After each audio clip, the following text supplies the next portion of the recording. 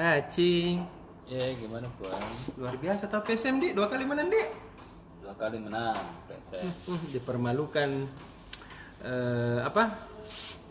Sleman. Nah, kemudian melibas juara Liga 1 musim lalu. Iya di. Bali United. Ini Bali United ini kayaknya gregetan sekali lawan PSM ini. Bah. Udah pernah menang. Di musim lalu sekali kalah, sekali seri. Nah, ini yang menarik karena di pertandingan di Jumat ini, kembali lagi di hari Jumat, Iya. akan melawan Persija. Nah, PSM pada musim lalu melawan Persija itu tidak pernah menang. Iya. Nah, apakah dengan skuad terkini ketika PSM menjamu Persija di kandang, Iya. akhirnya bisa mengalahkan Macan Kemayoran? Nah, Yes. kita tunggu akhir pekan ini. Dan kalau kita lihat apa namanya, strateginya mirip-mirip. PSM itu kan kemarin dia banyak pakai di 3-5-2 dengan menumpuk banyak gelandang di tengah, 3 gelandang kemudian 2 penyerang sayap biasanya, Iya. Yakob atau Zaki. Nah, di Persija sendiri juga dia gunakan strategi yang terbaru. Ini strategi 3-4-3. 3-4-3. 3-4-3. Jadi ini kemarin kenapa misalnya tidak terlalu bagus startingnya Persija, karena menurut dari Thomas Doll ya pelatihnya bahwa ini masih apa namanya menyesuaikan diri pemain-pemainnya untuk strategi baru ini 3-4-3. Iya. Nah, ini ketemu nanti. Dan kalau misalnya 3-4-3 ketemu 3-5-2 maka akan seru pertarungan di lapangan tengah. Iya. Jadi nanti akan terjadi pertarungan di lapangan tengah kalau kita lihat. Iya. Nah, dari PSM sendiri yang menjadi tulang punggung pasti di pergerakan adalah Pluim, kemudian sayap. Dan ini sangat merepotkan sekali ini dua klub terakhir ini di lapangan tengah dan sayap, kemudian sangat susah dijebol. Pertahanannya PSM yang dikawal oleh Yuran Fernandes dan Erwin Gutawa. Yes. Kemudian masih ada lagi juga pemain-pemain muda yang siap melapis. Nah, ini kalau kita lihat apalagi target PSM ini sangat tinggi untuk di 5 pertandingan pertama harus menang semua. Iya. Dan nampaknya PSM juga sudah menyiapkan strategi. Dan kalau kita baca juga komentarnya kemarin dari apa namanya, dari Tavares.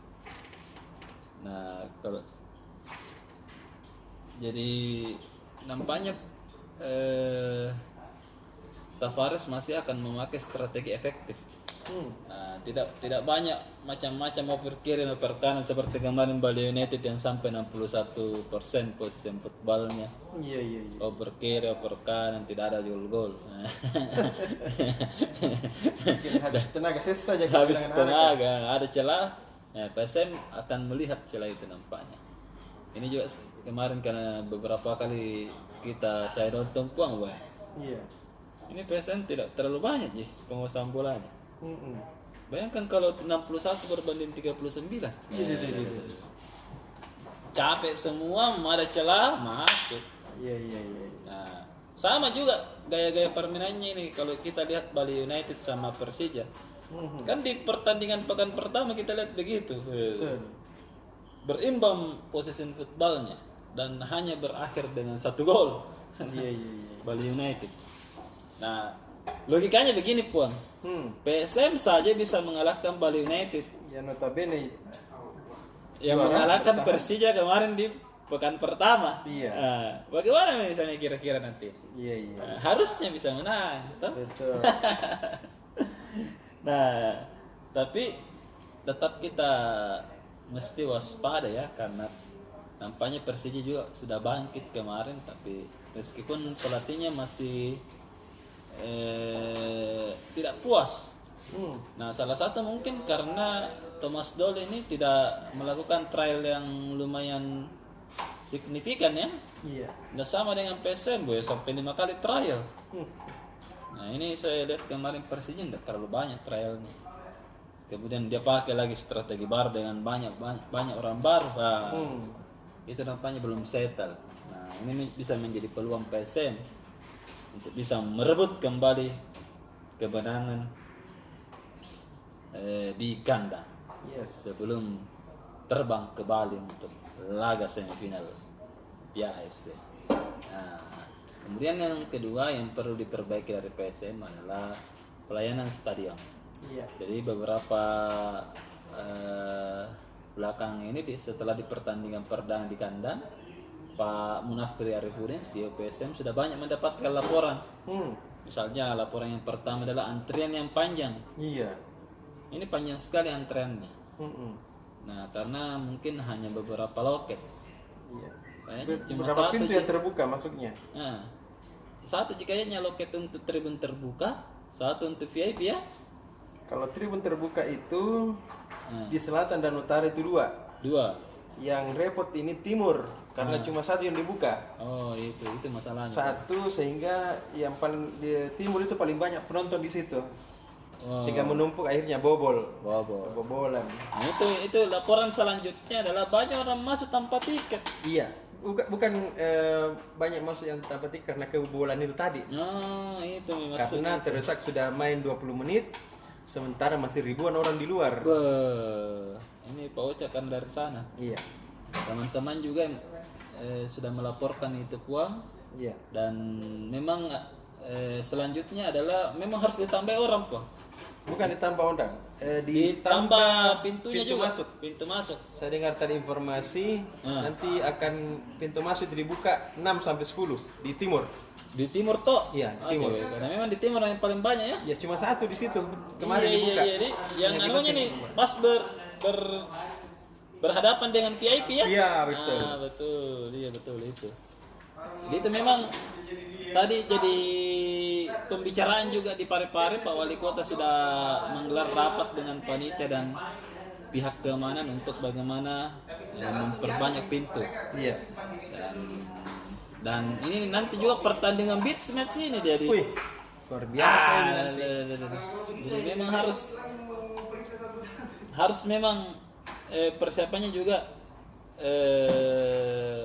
maksimal. Iya. Di sisi lain supporter Persija juga nampaknya akan turun Ya, jadi supporter Persija itu akan di Tribun Timur ya. di Tribun Timur dengan Maxman. Jumlahnya itu 100 sampai 200 orang. Oh, dikawal oleh matchman ya. Iya. Ini sudah presiden sudah bicara. Sudah dikawal nanti oleh the matchman supaya aman. Iya. Aman di sini, dan ini memang adalah salah satu bentuk pelayanan kita juga. Iya. Supaya ini terjadi sportivitas. Karena kemarin itu pihak keamanan Polres Parepare itu sempat tanda kutip itu melarang supporter Lain. Persija datang. Tapi saya bilang jangan Pak, ini harus tetap mereka datang.